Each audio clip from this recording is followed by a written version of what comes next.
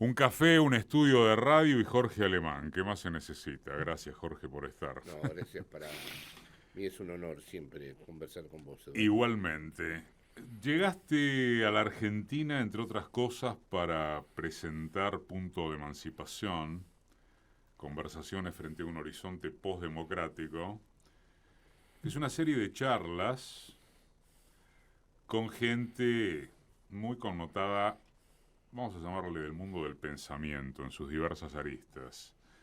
Serrano Mansilla, Felipe Piña, Chantal Mouffe, Bifo Berardi, Pablo Iglesias, Daniel Santoro. Y me quiero atar del horizonte postdemocrático, pero también de el mundo de las ultraderechas, que en definitiva es ese horizonte, ¿o no? Te voy a pedir el esfuerzo de que, siendo que tenemos un tiempo restringido, más allá de que es amplio para la habitualidad de los medios en Argentina, me resumas de todo este damero de opiniones. ¿Qué encontraste? ¿Qué encontrás de coincidencia? ¿Y cuáles son las diferencias más marcadas que notaste? ¿O las dudas? ¿Las diferencias más marcadas entre ellos o...? Entre ellos y de vos respecto de ellos. A ver, el denominador común, siendo discursos muy distintos, forjados en experiencias muy disímiles, con trayectorias diversas, es que están todos metidos en un problema que se podría resumir del siguiente modo. No han renunciado a las prácticas políticas o a las prácticas intelectuales que tengan que ver con la transformación y a la vez la ven imposible.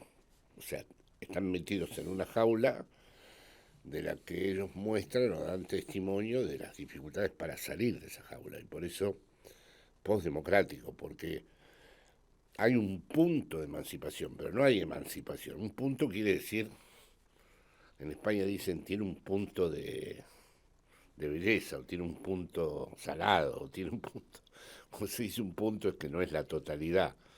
Entonces, eh, lo común es que todos han aceptado el juego de la representación política, o se han comprometido de distintas maneras en su momento. Hay feministas, hay de Podemos, hay independientes, ¿Y? pero todos ven que la democracia, ahí va la otra cuestión importante de tu pregunta, es un juego de los otros, que las cartas están marcadas, que está absolutamente controlada, emplazada, administrada por el poder o por el sistema de dominación, como lo quieras llamar, y a la vez no se puede dejar de ser demócrata, porque es la ultraderecha la que va atravesando las líneas democráticas. Y bueno, ahí hay un impasse importantísimo. Vos venís hablando del presente perpetuo y de la Sí. conquista de la subjetividad de las almas por parte de esta instancia del capitalismo, el capitalismo o neoliberalismo, la instancia neoliberal del capitalismo, de manera tal de que las cosas ya no pueden ser observadas desde el diagnóstico de los aparatos ideológicos clásicos, ¿sí? Sí. ¿Qué vigencia tiene, por ejemplo, un filósofo como Marx frente a una realidad de esta naturaleza? Mira qué casualidad. Ayer me desperté pensando de muchísima. Porque si el tipo se despertara, vamos a hacer Dale, un ejercicio de ficción. se despierta Marx. Supongamos se despierta, ¿no? Entonces alguien le podría decir, escucha, lo que pensabas vos de la dialéctica, la contradicción interna, el proletariado, la revolución, no ocurrió nada. Y él respondería, ¿cuáles son los mundos que se sostienen en este siglo XXI? ¿Cuál es el mundo que aguanta, que se soporta? que está en condiciones de no estar en quiebra como están los Estados Unidos. O sea, Marx, si se despertara, contestaría con una pregunta. Sí, y tendría una respuesta, diría China. Diría, el marxismo permitió la planificación. Mostró que al capitalismo, si lo dejas solo, va a la destrucción y una estructura planificada es la que se sostiene. Rusia parecía, cuando se cayó el muro, que iba a estallar por los aires y ahí está. Entonces, Marx había dicho, como último o uno de los últimos filósofos que era, hubiera dicho, guarda el hilo, me podrás correr por el lado de que no hubo revolución, proletariado como mensajero de la historia, como destino final, pero hoy por hoy, como decía ayer el gobernador de Buenos Aires, el 2 de abril Trump declaró la quiebra, no hay nada made in USA, todo está industrializado afuera. Sí. Y Estados Unidos tiene que recuperar ese lugar, no se sabe cómo. No se sabe si incluso no se lo va a tener que plantear militarmente. China se sostiene en un aparato productivo de una potencia, quiere decir que la planificación, esos congresos del Partido Comunista que hacen que parecen absurdos, y que lo son de algún modo, han generado una especie de control que ellos llaman socialismo de mercado, O capitalismo de Estado. o capitalismo de Estado, pero en cualquier caso, Marx diría, el mundo, ese hombre que estudió a Hegel y a la economía inglesa diría, el mundo que finalmente está en pie es el mundo que se ha planificado. Cuando lo citaste por primera vez en tu respuesta, dijiste el último o uno de los últimos filósofos Sí. en relación a Marx. O sea, y después.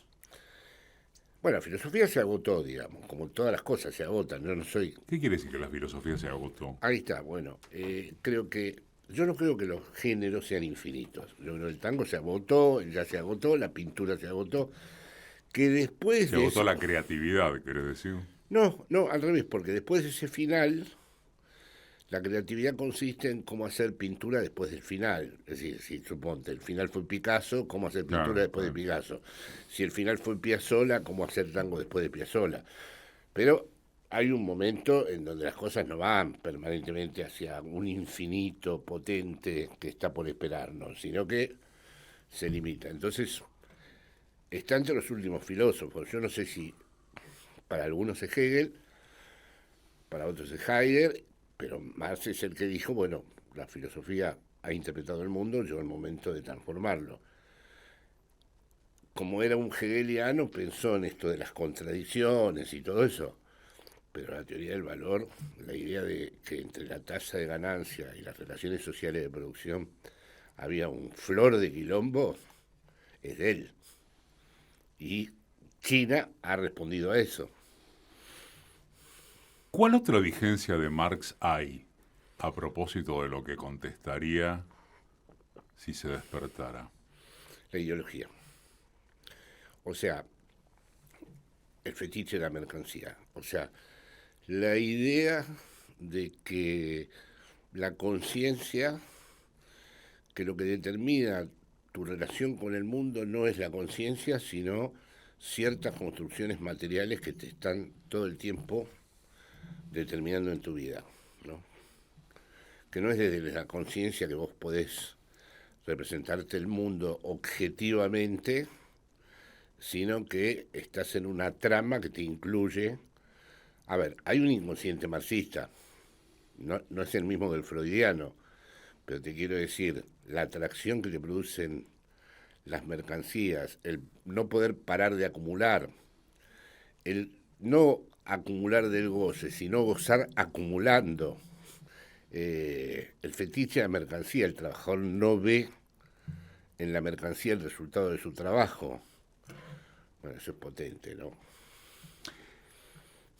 Dijiste construcciones materiales. Están las construcciones materiales y siguiendo las construcciones subjetivas. Sí. y por eso esta instancia del capitalismo, el neoliberalismo, domina todo. Vos siempre has sido muy provocador en ese terreno porque dijiste todo es neoliberal, el mundo está cooptado por eso. Sí. Si el mundo está cooptado por eso, entonces ¿cuál es el nuevo desafío respecto de qué? ¿Construir una nueva subjetividad desde dónde? Bueno, acá verdaderamente empiezan problemas muy importantes. En parte, esa cooptación del neoliberalismo ha llevado a la desaparición de la verdad, al hecho de que se puede decir cualquier cosa, de que desmentirla incluso es inútil, y de que todos los mundos, incluido China y todos, pueden perfectamente situarse en declaraciones tramadas todas por servicios de inteligencia en donde las fake news son la última palabra y no hay manera de esclarecer eso. Entonces, en el siglo pasado, Sí. tipos como Negri, como pensaban que el neoliberalismo y la globalización iba a conectar todo de tal manera que la guerra iba a ser un mal negocio y que en un momento dado iban a ser accidentes perfectamente controlables. Hoy en día vemos que no es así, que hay algo en donde para ponerle límite a todo esto de que se puede decir cualquier cosa y que en realidad nada vale, esas son las circunstancias que llevan a decir vamos a darle peso de nuevo a las palabras.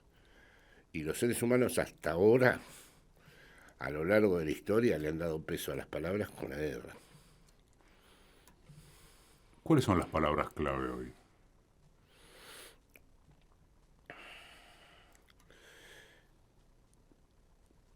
¿En qué consiste ser humano?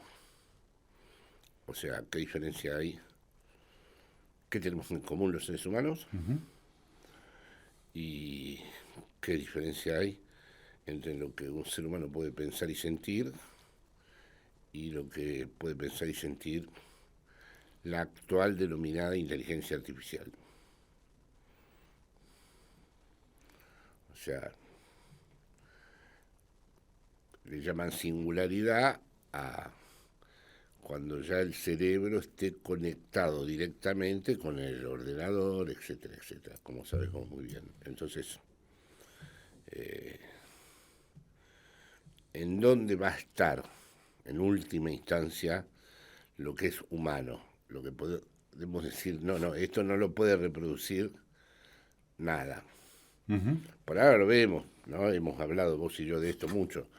Los textos no tienen alma, no se pueden todavía comparar. Vos no podrías hacer con tu estilo narrativo de tus crónicas textos programados por la inteligencia artificial. Pero vamos a suponer que la entrenan y llegamos a eso, ¿no? Entonces, el debate sobre en qué consiste el humano. ¿Te apabulla el tema de la inteligencia artificial? No, como no he aprendido nunca a manejar bien nada, yo me dejaré manejar y veré según mi intuición y mi olfato. Es decir, a ver, primero por la tradición de la que provengo, marxismo, peronismo, etcétera, sé lo que la inteligencia artificial no va a resolver. La diferencia entre los pobres y los ricos no la va a resolver. La diferencia entre amar y odiar tampoco. Entre nacer y morir tampoco.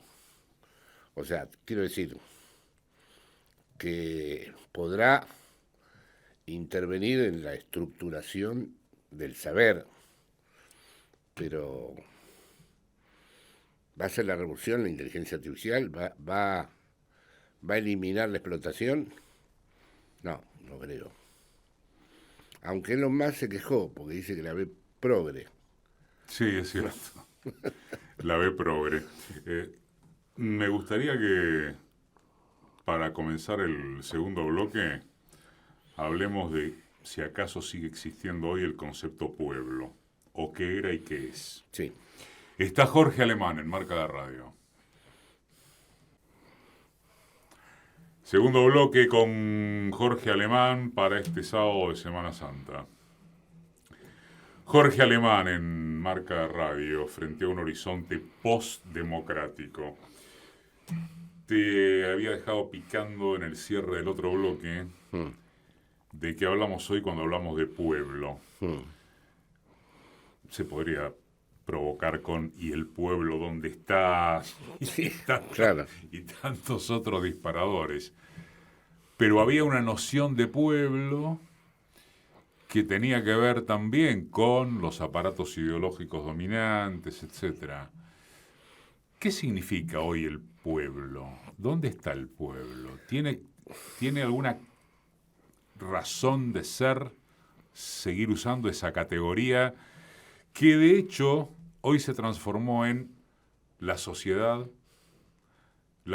civil, la gente? No, sería interesante que volviera esa categoría como sujeto de la política en la medida en que se admitiera que no está, que es una complejidad que se debe articular y que es bastante heterogénea, que no es algo a lo que uno pueda apelar como diciendo, bueno, el pueblo ya está ahí porque tiene su identidad perfectamente asegurada y porque tiene una serie de constantes históricas, el pueblo. Esos pueblos no existen más. Ahora, podría emerger el pueblo, podría volver a tener lugar si hay algo que vuelve a mezclar las identidades históricas que hay, que sí subsisten todavía, con la nueva heterogeneidad que se presenta. Yo, por ejemplo, cuando veo en Argentina que reverdece el peronismo de derecha con su anti-wokismo y que yo digo, bueno, pero ¿qué consideran que es el pueblo? O sea, un travesti forma parte del pueblo. Tiene atrás un montón de luchas para que haya podido llegar a tener un DNI. El feminismo forma parte del pueblo. Hubo una larga trayectoria de luchas emprendidas hace mucho tiempo. Hubo sangre, hubo caídos, hubo... Entonces, creer que hubo unos progres que se pavonearon en un momento dado e inventaron lo woke, ¿de qué pueblo piensan? Es un pueblo fascista que no sé dónde existe, es un concepto para discriminar. Ahora, si se acepta que ya no está como una identidad de clase, el proletariado como el gran sujeto, sino que estamos en economías informales, trabajadores que son nómadas, inmigrantes. Bueno, si hay algún punto de convocatoria de eso, un significante, como diría el querido Laclau, que volviera a articular esas heterogeneidades, el pueblo, que en este momento no es ni la gente ni la sociedad civil, no es la sociedad civil porque el pueblo no es algo que actúe de acuerdo con el derecho.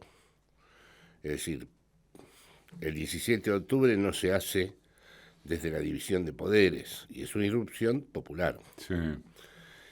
Y tampoco es la gente, porque la gente es la que escucha los medios oficiales, los medios hegemónicos, ¿no? O sea que queda por ver si va a haber aparición o emergencia del pueblo, ¿no? ¿Te resulta fácil contestar? La pregunta queda íncita. ¿Qué es hoy ser de izquierda?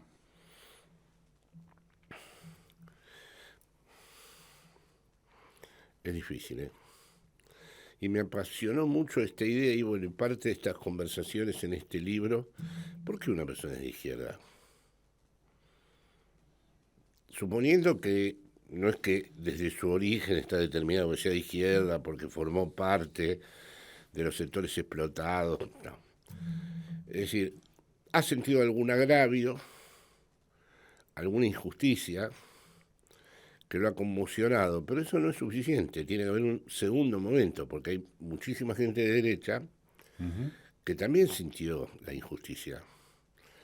Por eso hay buenas personas en la derecha como hay malas personas en la izquierda. Entonces, ¿qué vuelve a una persona de izquierda? Es uno de los enigmas que la izquierda no ha resuelto. Porque No se sabe cuál sería, por qué motivo estoy situado en la izquierda. Y después, como persona de izquierda, ¿qué quiero? Ayer conversaba con un grupo de amigas sobre China, sobre las virtudes actuales que tiene China al no estar expuesta a todos los distintos desastres que el capitalismo está provocando en el mundo. Sí. Pero todos sabemos que a la vez en China hay un montón de cositas que no se pueden producir, ¿no? Que no sería deseable que se produzca. No puede haber psicoanálisis, no puede haber los Beatles, no puede haber muchas cosas que me gustan. Bueno, mi tendencia sería extraer una enseñanza de los chinos, pero no reproducir exactamente el mismo modelo, con lo cual ser de izquierda era más cómodo ser de izquierda, uno decía, vamos a adoptar este modelo, vamos a adoptar el modelo soviético. Pero hoy en día yo creo que hay cosas del liberalismo que son válidas, creo que hay cosas del socialismo que son absolutamente válidas, y creo que lo interesante que tuvo el peronismo fue amalgamar sin prejuicios esas distintas cosas. Justamente acerca de esto, en tu opinión, y viniendo de ese palo, ¿esta es la crisis de identidad más grave de la historia del peronismo? Soy viejo y viví momentos muy terribles donde en el interior, si es que era el interior, pero vamos a decir una suerte de comienzo de la dictadura del 76, tuvo lugar primero en los bordes del peronismo, ¿no? Entonces, la AAA, López Rega, el gobierno de Isabel, los matones que se ocuparon de matar a gobernadores peronistas, pero dejando de lado ese momento histórico, sí creo que nos volvemos a encontrar con un problema en el peronismo que es un énfasis en la interna que se permite realizar sean cuales sean las circunstancias del país. El peronismo se conduce como si el universo fuera el peronismo. Así puede estar el mismísimo Hitler a punto de tomar la Argentina, que la interna peronista es más fuerte. Entonces eso llama un poco la atención. Yo ayer colgué una foto con el gobernador de Buenos Aires y parecía... Se acabó la foto y el motivo era por este libro. Por este punto de emancipación. Sí. Conversaciones frente a un horizonte claro, postdemocrático. El gobernador lo tenía en la mano. Nadie tenía esto en la mano. En la mano. Nadie le prestó atención al libro y de entrada que hacía el traidor, el esto, lo otro, el que se victimizó, el que traicionó a Cristina y así montones y montones de comentarios. Entonces digo, bueno, ¿qué potencia tiene la interna para que nadie haya dicho, bueno, ¿qué hace este tipo con el libro? Sino que fue leída directamente como una vicisitud de la interna. Esto no sé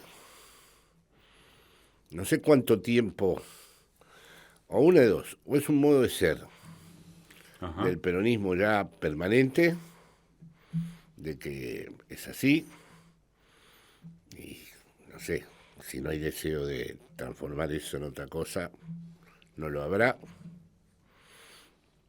A mí personalmente me parece arriesgado. Me parece arriesgado porque creo que vamos a entrar en un mundo lleno de amenazas. Creo que en el reparto mundial Argentina tendría que estar muy precavida y muy sólida y que además estamos en manos de un gobierno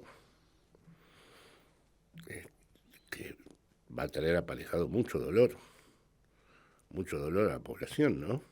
¿Hay mileísmo sin Milei? Qué buena pregunta es esta. No lo sé. La verdad es que no sé. Si lo sacan y se queda Caputo, la Bullrich, no, me parece que no. Me parece que a su manera el mileísmo también es un culto a la personalidad. Pero me puedo estar equivocando, es una pregunta, no la había pensado esta, no. Vos hablaste también muchas veces de que no se puede saber cuál será el desenlace, y no estoy hablando precisamente de la interna peronista y de cosa que se le parezca, sino del escenario en general. Por supuesto, lo planteás no en términos clásicos, sino civilizatorios.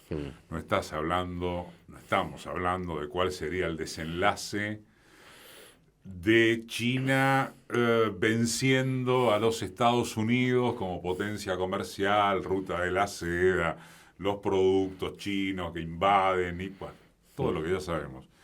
Estamos hablando del desenlace que pudiera tener la conquista de la subjetividad de las almas, el presente perpetuo, etc. ¿Necesariamente deberá haber un desenlace? ¿O No, puede seguir así? puede seguir así. Lo que pasa es que la pregunta que implica a su vez tu pregunta es cuánto dolor se puede soportar. Porque se ve el dolor, ¿eh? Estaba en una pizzería con mi amigo Diego, con el otro compañero de Punto de Emancipación en Kentucky, una pizzería popular en Plaza Italia, y veíamos dolor en las caras de chicos jóvenes, en los trabajadores. Entonces, esto va avanzando. Esto es ilimitado, no tiene desenlace, se sufre y se deterioran los cuerpos, se deterioran los dientes, se deteriora el alma. Esto es así mientras por otro lado se dice, como le escuché decir al tipo que está acá, que fue el día más importante de la historia. Imita, ¿no? El Yo, Día de la Liberación, el sí, Día de la Libertad. sí, Sí. sí, sí, sí, el Día de la Libertad del 2 de abril de Trump, que según el gobernador fue la declaración en bancarrota de Estados Unidos. Uh-huh. Y aquí vos y yo hablamos en su día de que terminaba mal esto. Es verdad que no sabemos qué quiere decir terminar mal, ni cuánto, pero me resultaría muy difícil de pensar Uh-huh. los locutores que lo exaltan maníacamente, o sea, lo exaltan con una euforia artificial. No les veo un verdadero entusiasmo, veo que por lo que sea se me escapa a mí, yo no conozco los resortes, pero los veo a los tipos exaltando esto y no me parece que les brote genuinamente de que están frente a un evento histórico admirable, sino que lo manijean. Te hago la última. En un artículo breve, pero muy provocativo, en página 12, hará unos meses, vos hablaste de, por las dudas me permito decir, algo así. Frente a todo este panorama, la necesidad de una suerte de nueva religiosidad. Me están dando con un palo con todo eso, pero bueno, sí. Te están dando con un palo. Sí. ¿Cómo puede ser alemán hablando de una nueva religiosidad invocada? Bueno, cerrá defendiendo ese concepto. Bueno, yo creo que parte del hundimiento que existe actualmente en el neoliberalismo occidental y en el nihilismo que se profesa está relacionado con el hundimiento de las religiones, de las que no formé parte, ni siquiera fui bautizado. Y creo que cumplieron un papel en la cohesión social y que ahora eso se ha vuelto débil e Por inconsistente. ejemplo, se perdieron todas las autoridades simbólicas. Claro, exactamente. Entonces, reponer eso es muy difícil de imaginar. Es decir, cómo se restituyen ciertas autoridades simbólicas, ciertas funciones que eran respetables, ¿no?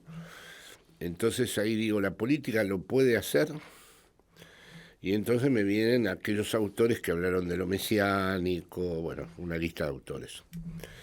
Y entonces pienso que cómo podría tener la política el mismo empuje libidinal que tuvo no la institución religiosa, sino el advenimiento de las primeras religiones.